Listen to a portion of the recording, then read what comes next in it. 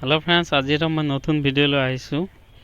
আজিৰ ভিডিঅ'টো হ'ল আমি যেতিয়া কনষ্ট্ৰাকশ্যনৰ কাম কৰোঁতে যেতিয়া ৰঙা ইটাটো আমি ইউজ কৰোঁ, এই ইটাটো এতিয়া চিনিবলৈ এটা মই নতুন ট্ৰিক দেখাম যে 1 নম্বৰ মাল হয় নে 2 নম্বৰ মাল হয়, এইটো কেনেকুৱা এইটো চেক কৰিব পাৰি। মই আজি এইখিনি দেখাবলৈ চেষ্টা কৰিম।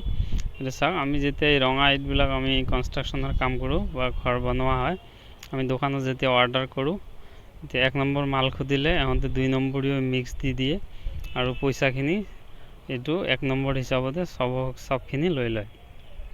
তো এইটো চাওক, এইটো এটা নতুন ট্ৰিক মই আজি আপোনালোকক দেখাম যে কেনেকুৱা চেক কৰিব লাগে অৰিজিনেল না ডুপ্লিকেট। এইটো চাওক, এটা ইটা লৈ তলত এনেকুৱা বহাই ল'ব লাগিব আৰু আন এটা ইটা ল'ব। আন এটা ইটা লৈ এনেকুৱা 3 ফুট ওপৰৰ পৰা এনেকুৱা ইটাটোৰ মাজত ফেলাই দিব লাগিব। এইটো চাওক, ফেলাই দিয়াৰ পিছত যদি ইটাটো ভাঙি যায় তেনেহ'লে এইটো 2 নম্বৰী মাল হয়, 1 নম্বৰী নহয়। এইটো চাওক, মই 3 ফুট ওপৰৰ পৰা ইটাটো ফেলাই দিওঁতে ইটাটো 2 টুকুৰা হৈ গৈছে।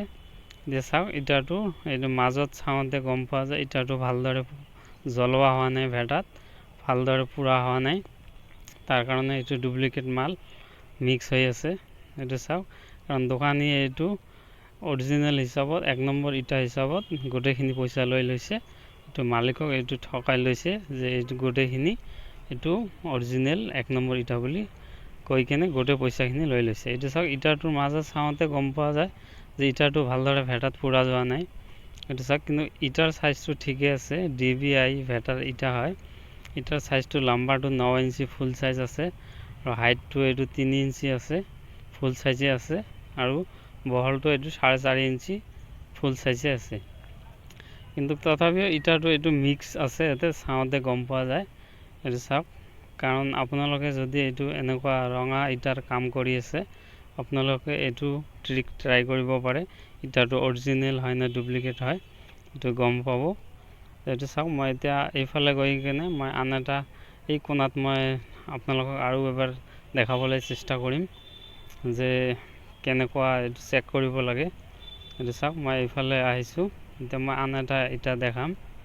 চাওক, কিন্তু ইটাৰ সাইজটো দেখাতে ধুনীয়া আছে, কিন্তু ইয়াতে সবখিনি মাল আকৌ নহয়। ইয়াতে দেখাতে গম পোৱা যায় যে 1 নম্বৰ ইটাও আছে আৰু 2 নম্বৰৰ ইটা আছে।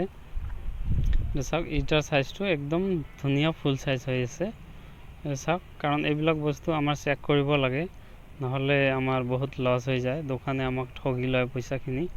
এটা চাওক, মই আন এটা ইটা লৈ কেনে আপোনালোকক আৰু ট্ৰাই কৰিম মই। এইটো চাওক, মই এটা ইটা লৈছোঁ, লৈ কিনে এনেকুৱা তলত বহাই দিছোঁ মাটিত, আৰু এটা আন এটা ইটা লৈ এনেকুৱা ওপৰৰ পৰা মাজত এইটো ফেলাই দিম।